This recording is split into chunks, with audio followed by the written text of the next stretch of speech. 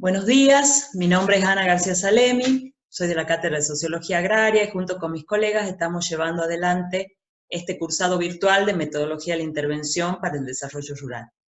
La clase de hoy se denomina el enfoque de género en el desarrollo rural. El objetivo principal de esta clase es poder reflexionar acerca de las tareas que hombres y mujeres llevan adelante en los espacios rurales, los roles que tienen, para de esta manera poder pensar en propuestas exitosas de desarrollo rural. Como ya han cursado Sociología Agraria, ya saben conceptualmente qué es el desarrollo rural, y también está como un tema de repaso en esta aula virtual.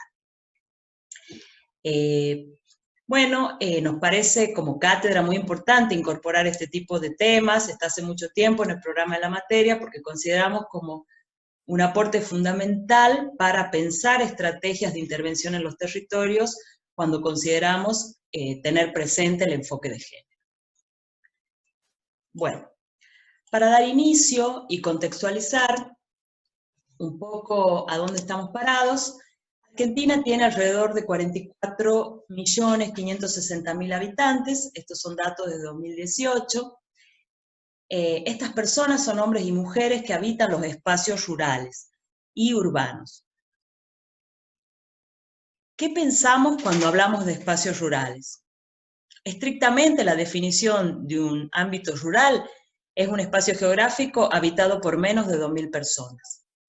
Pero cuando hablamos desde la sociología de la ruralidad, lo rural y los territorios, empiezan a tener importancia estos actores en el territorio, los vínculos que se establecen con él, los recursos naturales, los recursos culturales, los recursos patrimoniales que tienen los territorios y la identidad que estos vínculos le otorgan a los territorios. Cuando hablamos de lo rural y lo urbano, entrando un poco en los datos, Argentina en el 2001 presentaba datos referidos a la población urbana de un 89,3% y de población rural de un 10,7%. Estos datos son obtenidos de un trabajo, la Dirección de Planeamiento y Estadística del 2009. En el mismo trabajo, y particularizando en la provincia de Tucumán, la población urbana era de 1.063.634 habitantes, que representaba un 79,5%, y la población rural total representaba un 20,5%, es decir, 274.889 personas. Años más tarde, el censo arroja cifras similares con algunas variantes, un 19,19% en áreas rurales y un 80,81% en las áreas urbanas. En estos espacios rurales y urbanos habitados por hombres y mujeres, nos interesa saber los porcentajes de mujeres y varones que habitan el territorio argentino. La cantidad de mujeres dice que son un 51,24%, y la cantidad de varones un 48,76%. En el caso del Tucumán, se presentan datos similares a las cifras nacionales, un 52% de mujeres y un 48% de varones. ¿Por qué empezamos a hablar de hombres y mujeres? Porque para comprender el enfoque de género, más en ámbitos rurales y en la actividad agrícola o agropecuaria, es necesario comprender el lugar que ocupa la mujer rural. A nivel histórico y en general, la mujer siempre ocupó un espacio relegado y tuvo que luchar para obtener ciertos derechos. A modo de ejemplo, vemos unos ejemplos muy conocidos, el caso de Olympia de Gouges en Francia, quien trabajó muchísimo por los derechos de las mujeres, denunció los matrimonios forzados de niñas, escribió en plena Revolución Francesa la Declaración de las Mujeres y de las Ciudadanas, opuesta a la que habían declarado solo para los hombres, y bueno, finalmente ella es enjuiciada y asesinada por la guillotina. Otro momento y caso importante es el Día de la Mujer Trabajadora, que en la mayoría de los países se conmemora el 8 de marzo, también es por una protesta llevada a cabo por trabajadoras textiles para mejorar sus condiciones de trabajo, ellas también son asesinadas.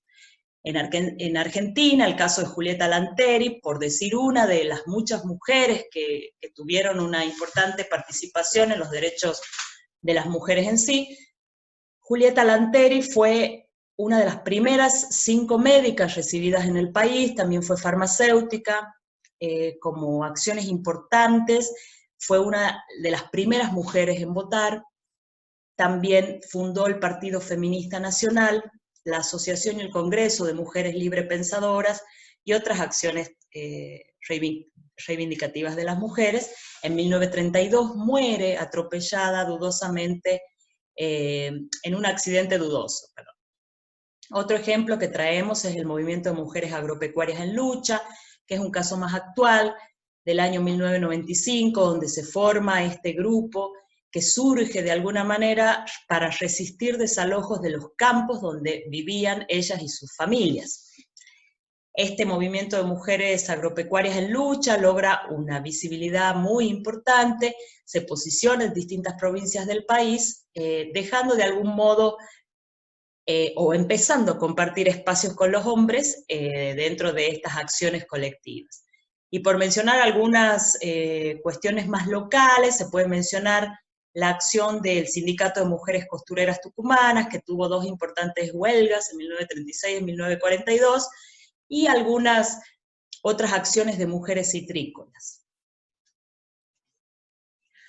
Cuando hablamos de participación, hablamos de, lo primero que se nos viene en realidad a la cabeza es en sociedades democráticas el voto. Bueno, el sufragio tuvo mucho que ver en esta lucha femenina, ¿sí? Algunos autores hablan de la segunda ola feminista, la cuestión de los sufragios y cuándo las mujeres pudieron votar, y acá a modo de ejemplo para ilustrar tenemos algunas fechas. En Inglaterra y Estados Unidos se pudo votar en 1918 y en Estados Unidos en 1920, solo las personas blancas. En Sudáfrica también, en 1930 los blancos, en 1994, o sea, 60 años después, la población negra y las mujeres, y así algunos datos. Argentina tiene su voto femenino en el año 1947. Bien, ¿qué pasa entonces con estas mujeres que luchan por sus derechos? ¿Qué pasa con las mujeres en los ámbitos rurales, las mujeres productoras? Según la FAO, en las regiones de América Latina y del Caribe existen 24 millones de mujeres productoras invisibilizadas, es decir, que su trabajo no aporta, o se considera que su trabajo no aporta a la economía regional o nacional, o bien que no se contabilizan las tareas cotidianas. Esto se acentúa mucho más en los ámbitos rurales, donde coexisten el trabajo productivo con el trabajo doméstico. Estas 2 cuestiones las vamos a abordar más adelante. En Argentina, los datos oficiales muestran que el 21% de las mujeres rurales argentinas se consideran ocupadas y el 10% desocupadas. El resto, o sea, cerca del 70%, no tiene un trabajo remunerado y se dice que tampoco lo busca. Por lo tanto, en los censos aparecen como inactivas, aunque ellas trabajen y su trabajo sea invisibilizado. Ahora bien, entrando un poco en lo que es el enfoque de género en la agricultura, para poderlo comprender, necesitamos conocer 2 conceptos muy interesantes. El género y la división sexual de trabajo. ¿Qué es el enfoque de género? ¿Qué es el género? El género es la construcción social que cada sociedad o grupo hace de los roles de los hombres y de las mujeres, es decir, de sus miembros. Por lo tanto, se transforma según el contexto, según el tipo de sociedad que se trate, según el momento histórico, entre otros aspectos. No se debe confundir el género y el sexo. El sexo es una condición biológica con la que se nace. Se nace con sexo masculino o sexo femenino, y al género, como decíamos anteriormente, se construye.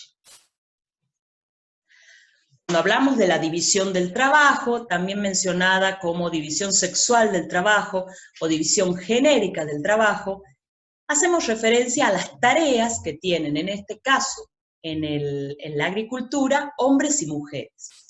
Los varones son responsables de la producción dentro o fuera del predio, y las mujeres son responsables de las tareas productivas y reproductivas. Cuando hablamos de tareas productivas, hablamos de la tarea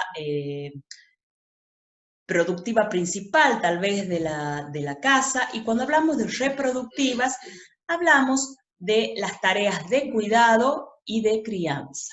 Cuidado de hijos, crianza de hijos, cuidados de ancianos o de enfermos. Mucho se ha escrito sobre esto de la división sexual del trabajo. Harman hace mucho tiempo decía que al hablar de la división sexual del trabajo, se está hablando en realidad de las relaciones de poder que existen entre hombres y mujeres.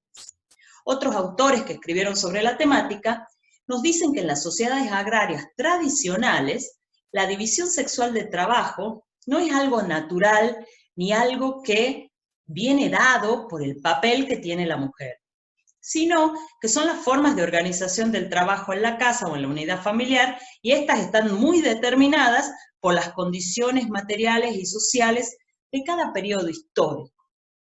Hay otras investigaciones que también nos dicen que las asignaciones por género de determinadas actividades o acciones son una creación cultural, por lo tanto son cambiantes y se van transformando.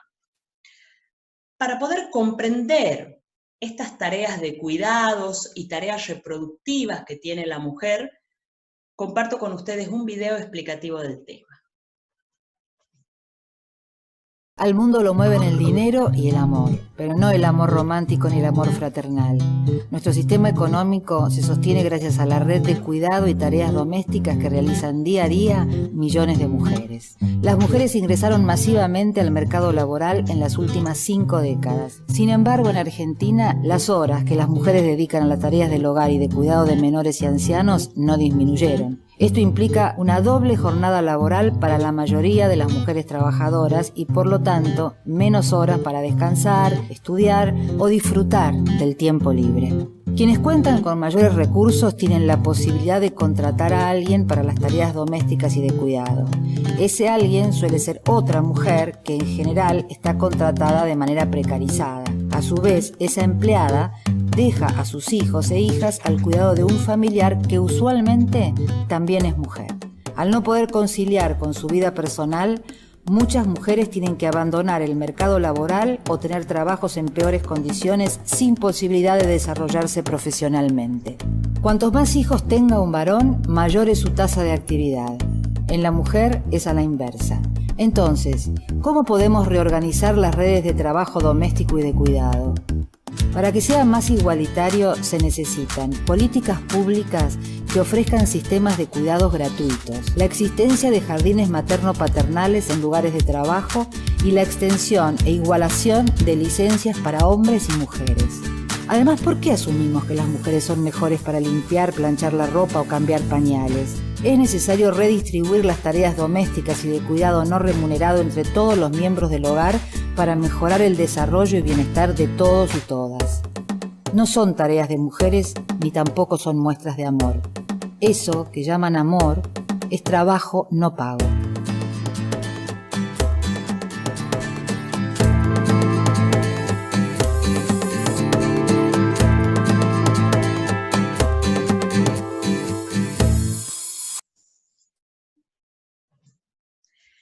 Bien, continuamos. Lo que acabamos de ver también se refleja en la mujer rural con un agravante. La mujer en los espacios rurales tiene condiciones mayores de vulnerabilidad, no accede a los sistemas educativos y la división sexual de trabajo o la diferenciación entre el trabajo productivo y reproductivo es muy incierta, ¿sí? Ya que la mujer rural realiza su trabajo productivo y reproductivo casi de manera simultánea. Sin embargo, hay algunas pautas algunas pautas generales ante esta diversidad que implica la división sexual de trabajo en la mujer rural. La primera dice que el trabajo de la mujer tiende a concentrarse en aquellas actividades que son compatibles con la tarea de cuidado y reproducción. Particularmente se hace referencia acá a la crianza de los hijos, lo que implica una escasa movilidad espacial. Por eso el trabajo de las mujeres en el campo, en el espacio rural, suele realizarse muy cerca de la casa. Por ejemplo, el cuidado de la huerta, el cuidado de las aves de corral en el gallinero cercano, la producción de quesos, por ejemplo, en el hogar, etc. Una segunda característica dice que el trabajo está condicionado por la clase social y edad de la mujer rural. El tercer punto nos habla de que el trabajo femenino no debe ser una amenaza al trabajo del hombre. Es decir, siempre el trabajo femenino va a estar considerado en los espacios rurales como una ayuda al trabajo principal, que en este caso lo realiza el hombre, visiblemente.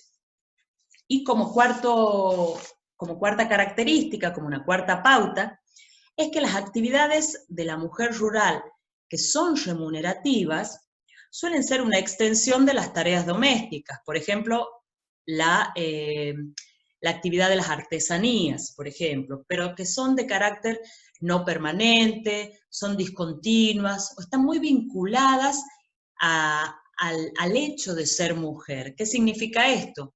Se piensa que la mujer es más delicada, entonces sirve para la cosecha de arándano. Lo mismo se expresa con la clasificación de los frutos cítricos, por ejemplo. Bien. Frente a esto, ¿qué empieza a pasar con las propuestas de desarrollo rural? En la década del 70, las propuestas de desarrollo rural empiezan a considerar o a tomar en cuenta a la mujer, pero desde un lugar muy casero y muy doméstico. Entre los 80 y los 90 surge lo que se conoció como el enfoque MED o Mujer en Desarrollo, que considera a la mujer como parte destinataria de proyectos de desarrollo y se generan para ella actividades exclusivas. Esto va a generar una sobrecarga en el trabajo de la mujer, ya que la misma sigue realizando su trabajo productivo invisibilizado o invisible al lado de su marido en el campo, sigue con sus tareas reproductivas o domésticas o de crianza y de cuidados, y además tiene ahora la propuesta específica para ella. Entonces esto le genera una sobrecarga y no tuvo éxito estas propuestas. Finalmente, algo que se sostiene hasta estos días es el enfoque de género en desarrollo o enfoque GED. Busca disminuir las desigualdades de género y promover el acceso equitativo de los hombres y de las mujeres en las diferentes propuestas de desarrollo. El enfoque GED propone que para que los proyectos de desarrollo aporten a la igualdad entre el hombre y la mujer, deben reunir algunas características. Por ejemplo, deben valorar el trabajo productivo y reproductivo de las mujeres campesinas. ¿Qué significa esto? Que al momento del diagnóstico se deberá identificar concretamente las tareas domésticas que realiza la mujer o de carácter reproductivo y el trabajo productivo, tanto como en la esfera pública como en la esfera privada. Otro punto muy importante es la transformación de actitudes. Esto es principalmente para los equipos técnicos o equipos que intervienen en el territorio. Se necesita empezar a construir una perspectiva de género que nos permita mirar los roles que tienen hombres y mujeres en los territorios y poder nosotros como técnicos transformar actitudes y poder ampliar esta mirada frente a las desigualdades que muchas veces se observan en los espacios rurales. También estas propuestas, para que los proyectos aporten también, se habla de una característica como que se generen acciones dentro de las propuestas de desarrollo que mejoren las condiciones de vida de las mujeres. Esto tiene que ver un poco con lo que hablaba el video de la distribución en los cuidados, ¿sí? En las tareas, el acceso a los créditos, el acceso a la titularización de las tierras, a la titularidad de la propiedad, entre otros aspectos. Y finalmente, el acceso equitativo de hombres y mujeres en cada uno de los componentes que tenga un proyecto de desarrollo. Algo que debe tenerse muy en cuenta es el criterio de transversalidad. ¿Qué significa esto? es que a lo largo de todo el proyecto, la perspectiva, el enfoque de género atraviese el mismo, ¿sí? Sea transversal a cada etapa del proyecto, desde su formulación hasta la evaluación propiamente dicha. Bueno, ya para ir cerrando esta presentación, me resta decirles que espero que les haya sido de utilidad y que nos sirva para empezar a pensar en propuestas de desarrollo igualitarias que contemplen los roles que cumplen hombres y mujeres en los espacios rurales y la perspectiva de género no se deje atrás y se pueda garantizar de esa manera el desarrollo rural en los territorios. Bueno, las actividades están en el aula virtual. Saludos a todos y a cuidarse mucho.